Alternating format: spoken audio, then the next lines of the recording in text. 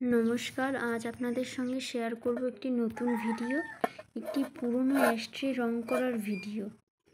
প্রথমে অ্যাশট্রেটির মাথায় একটি চূড়া আঠা দিয়ে ভালোভাবে লাগিয়ে নিয়েছি এবং তারপর একটি প্রাইমার কালার হিসাবে সাদা কালারটা করেছি এবং তারপরে তিনটে কালার দিয়ে রং করেছি: হলুদ, কমলা এবং লাল।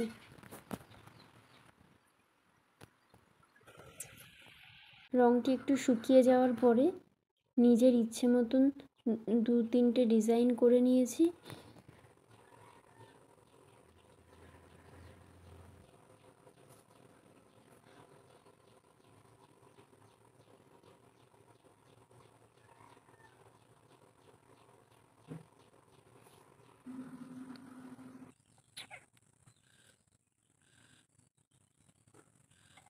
আর এটি আমার পুরনো অ্যাশট্রেটির নতুন লুক।